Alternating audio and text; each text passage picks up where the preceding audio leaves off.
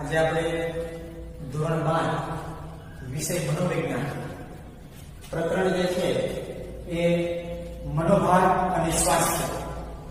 આ પ્રકરણની અંદર આપણે જે છે એ આજે મનોભારના જે કોઈ પણ પ્રકારના પ્રકારો છે એ પ્રકારો વિશે માહિતી મેળવવાના છીએ.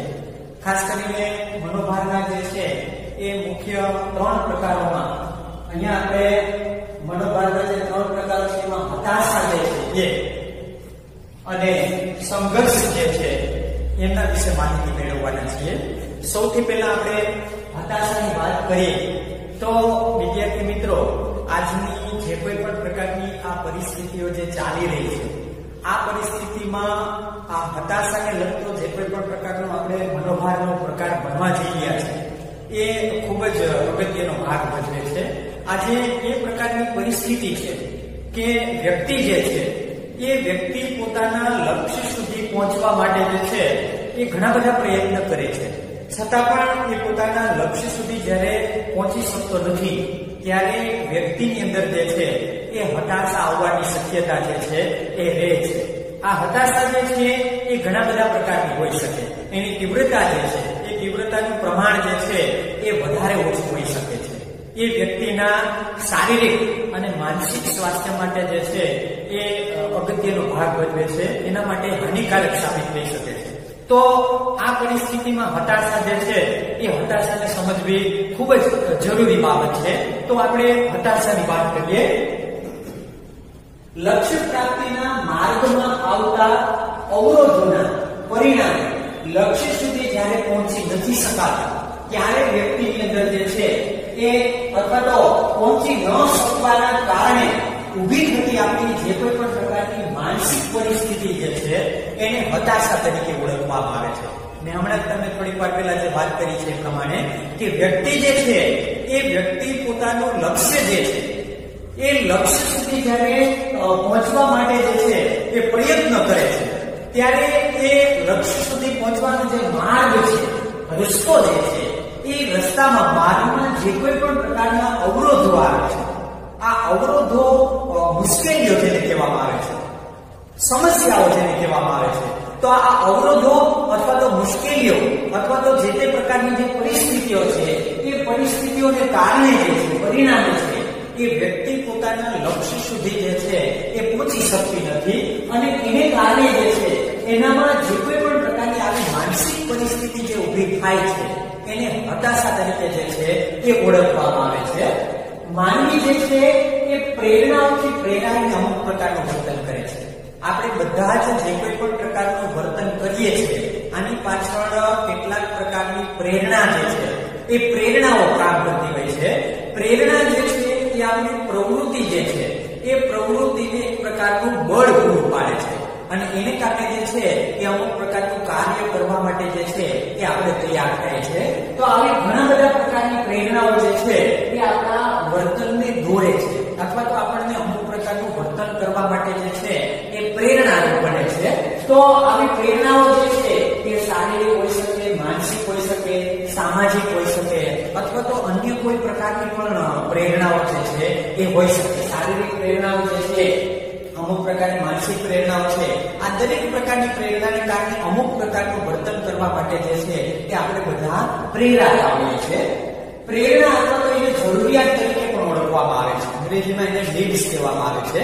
આ પ્રેરણા અથવા તો જરૂરિયાત જે છે એને પૂર્ણ કરવા માટે આપણી જે કોઈ પણ પ્રકારની જરૂરિયાતો છે, ઈચ્છાઓ છે, આને પૂરી કરવા માટે વ્યક્તિ જે છે કે અમુક પ્રકારે લક્ષ્ય પ્રાપ્તિ જે છે એ લક્ષ્ય પ્રાપ્તિ સુધીના જે છે એ કેટલાક પ્રકારના પ્રયત્ન કરતી હોય છે.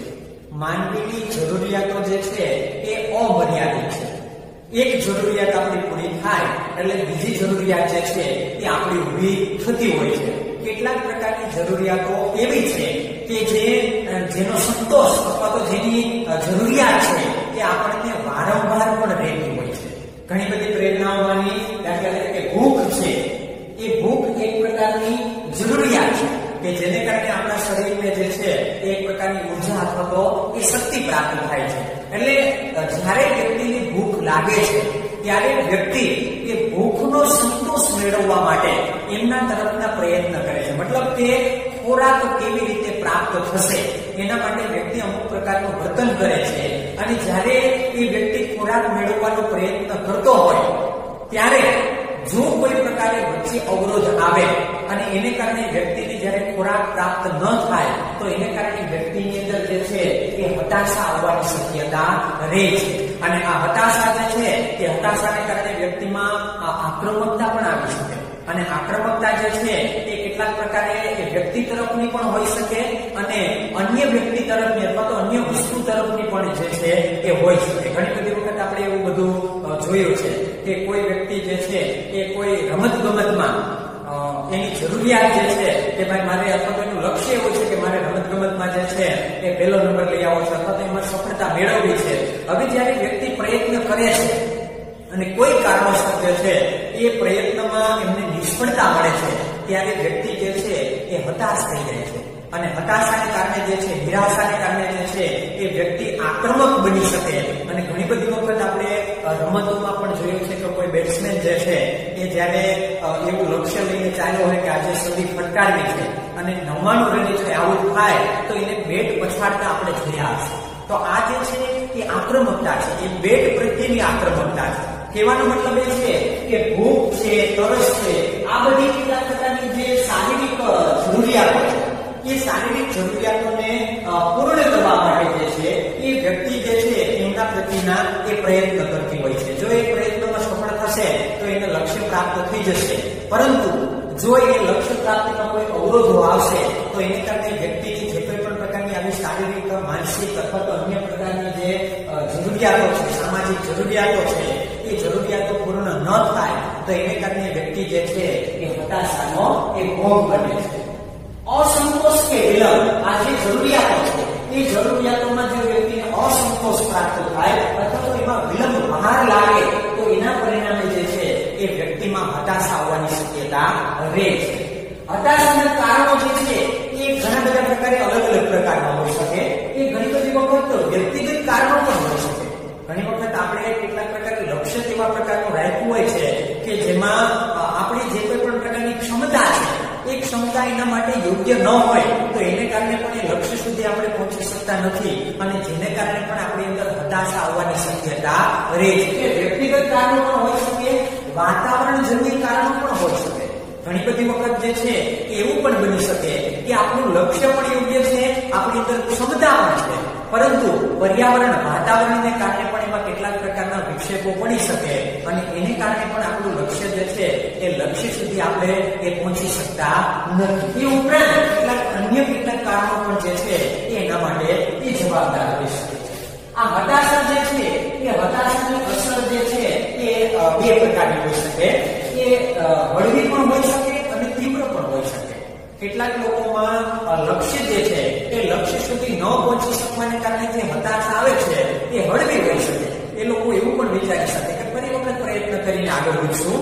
જ્યારે બીજા કેટલાક લોકો માટે એ લક્ષ્ય એટલું અગત્યનું, મહત્વનું હોય છે કે એમાં જો એમને નિષ્ફળતા મળે તો એ તીવ્ર રીતે જે છે એ હતાશ થવાની શક્યતા રહે છે. એટલે હતાશાની જે કોઈ પણ પ્રકારની અસરો જે છે એ આપણા શારીરિક અને માનસિક સ્વાસ્થ્ય ઉપર જે છે એની અસર કેવા પ્રકારની છે એના આધારે જે છે હતાશા આપણને અસર એ કરતું હોય છે. હળવી કે નજીવી હતાશા જે છે એ રોજબરોજની પ્રવૃત્તિઓ આપણી જે છે એને ખોરવી નાખે છે. આપણે ઘણી વખત એવું માનતા હોઈએ છીએ કે ભાઈ હળવા પ્રકારની જે હતાશા છે એનાથી શું નુકસાન થઈ શકે, પરંતુ એવું નથી. જો દરરોજ માટે, કાયમ માટે અથવા તો સમયાંતરે વ્યક્તિ અમુક પ્રકારે હતાશાનો જો ભોગ બનતી હોય અથવા તો હતાશાનો જો એને અનુભવ થતો હોય તો એને કારણે આપણી રોજબરોજની પ્રવૃત્તિ, દૈનિક પ્રવૃત્તિઓ જેને આપણે કહીએ છીએ, આ દૈનિક પ્રવૃત્તિઓ પર એની અસર થવાની શક્યતા રહે છે, જેને કારણે વ્યક્તિની દૈનિક પ્રવૃત્તિ ખોરાવવાની શક્યતા રહે છે. ઉઠવામાં જે છે કોઈ સમય જે છે એ સમય પાલન નથી હોતું, ખાવા પીવામાં સમય પાલન નથી હોતું, કોઈ જગ્યાએ કાર્ય કરવા જવું તો એ કાર્યમાં જે છે એ યોગ્ય રીતે કાર્ય ન થઈ શકવું, આવા ઘણા બધા પ્રકારની અસરો જે છે એને કારણે થઈ શકતી હોય છે. એવી જ રીતે આ તીવ્ર હતાશા છે એ વ્યક્તિની શારીરિક અને માનસિક સ્વાસ્થ્ય જે છે એ શારીરિક માનસિક સ્વાસ્થ્ય ઉપર જે છે એની વધારે અસરો થવાની શક્યતા રહે છે. વધારે પડતી હતાશાને કારણે જે છે એ વ્યક્તિનું શારીરિક સ્વાસ્થ્ય જે છે અને માનસિક સ્વાસ્થ્ય જે છે એ નબળું થવાની શક્યતા રહે છે.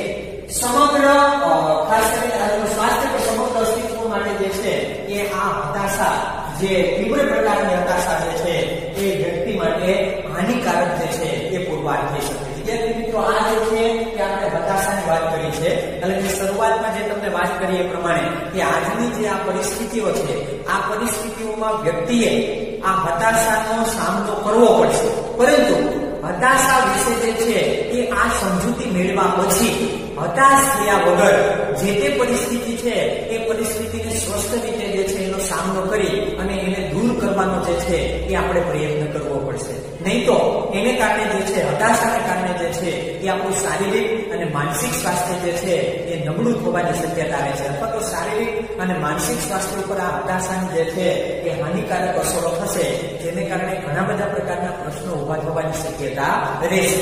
બીજી વાત જે છે, અથવા તો બીજો જે મનોભાવનો પ્રકાર છે એ સંઘર્ષ છે. આ પરિસ્થિતિ જે છે એ પરિસ્થિતિ પણ આજની આ જે સ્થિતિ છે એ સ્થિતિને અનુરૂપ જ છે. ખાસ કરીને બે કે બેથી વધારે વિકલ્પો હોય, એમાંથી કોઈ એક વિકલ્પ પસંદ કરવાનો હોય ત્યારે ઊભી થતી અનિર્ણયાત્મકતાની માનસિક જે કોઈ પણ પ્રકારની સ્થિતિ છે એને સંઘર્ષ તરીકે ઓળખવામાં આવે છે. અહીંયા જે છે એ ખાસ કરીને અગત્યની વસ્તુ જે છે એ પસંદગી. આપણે એવું વિચારતા હોય કે ભાઈ મારે કોઈ પણ વસ્તુની પસંદગી કરવાની છે તો એમાં આપણે વિચારવાનું શું, પણ નહીં.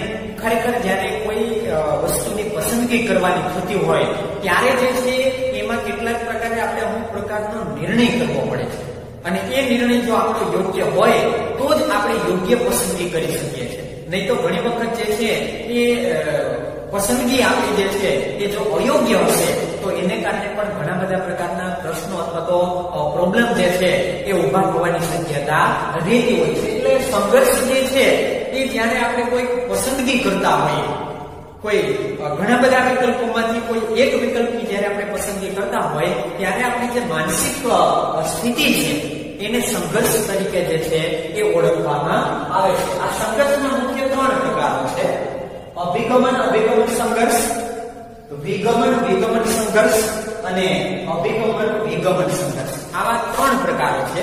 આ 3 પ્રકારના સંઘર્ષના પ્રકારોમાં વ્યક્તિ સમક્ષ જે કોઈ પણ પ્રકારની પસંદગીઓ આવે છે ત્યારે એનામાં સંઘર્ષ ઉભો થવાની શક્યતા જે છે એ રહેતી હોય છે. આપણે સૌથી પહેલા અભિગમન સંઘર્ષની વાત કરીએ તો આ પ્રકારમાં વ્યક્તિ સમક્ષ 2 વિકલ્પો છે અને બંને જે છે એ વ્યક્તિને પાછા પસંદ હશે.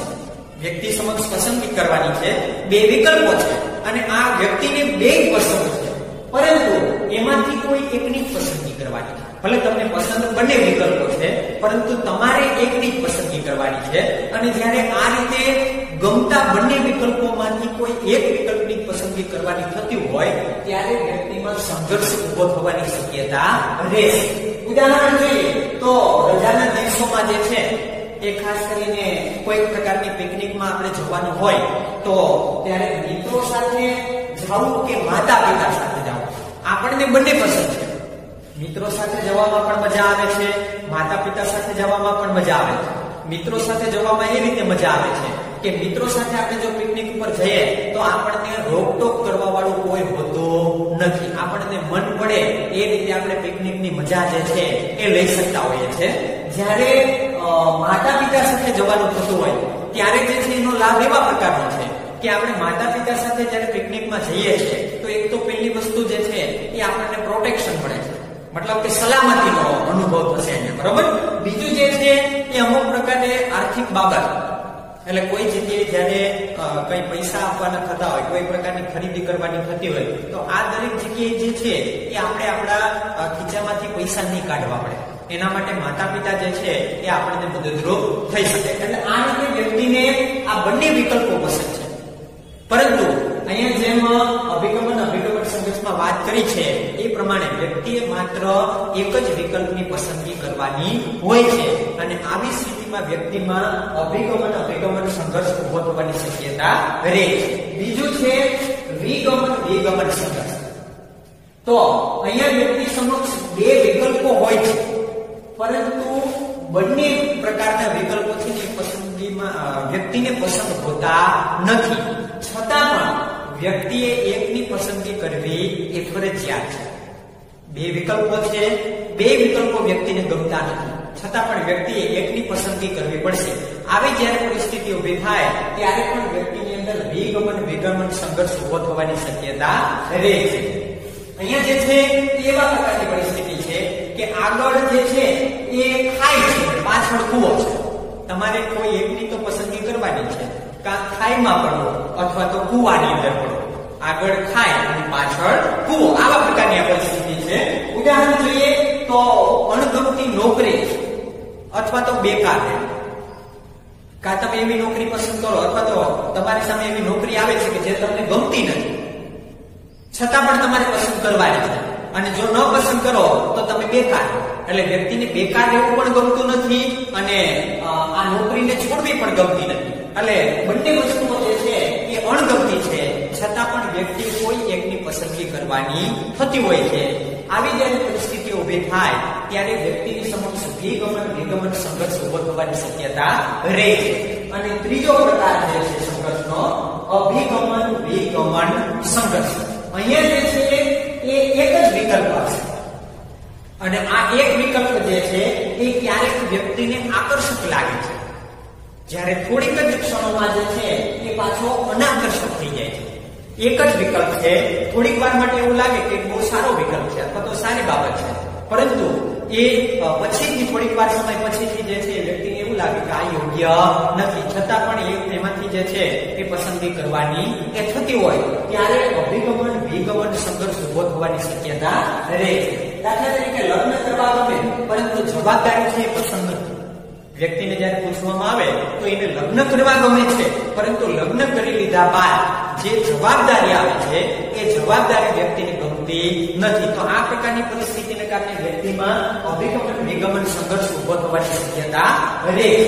એવી જ રીતે કોઈ વ્યક્તિને મોંઘું આરામદાયક મકાન ખરીદવું ગમે છે કે ભાઈ આલીશાન બંગલો જે છે એ મારી પાસે હોય તો કેવું સારું, પરંતુ એને નિભાવવા માટે જવાબદારી ઉઠાવવી જે છે ને એ અઘરી લાગે છે. મતલબ જ્યારે એ ખરીદવાની વાત આવે, ત્યારે પૈસા દેવાની વાત આવે, એ આખું એનું મેન્ટેનન્સ જે આવે છે, તો આ વસ્તુઓ જે છે ને એ વ્યક્તિને પસંદ નથી. તો આવી પરિસ્થિતિઓ જ્યારે ઊભી થતી હોય ત્યારે વિગમન સંઘર્ષ ઉભો થવાની શક્યતા રહે છે. તો વિદ્યાર્થી મિત્રો, આજે આપણે મનોભારના જે કોઈ પણ પ્રકારના પ્રકારો છે, આ પ્રકારોની અંદર આપણે એક હતાશાના જે કોઈ પણ પ્રકારની બાબતો છે એમની અને સંઘર્ષ જે છે સંઘર્ષના ત્રણ પ્રકારો જે છે એ પ્રકારોની ચર્ચા કરી છે.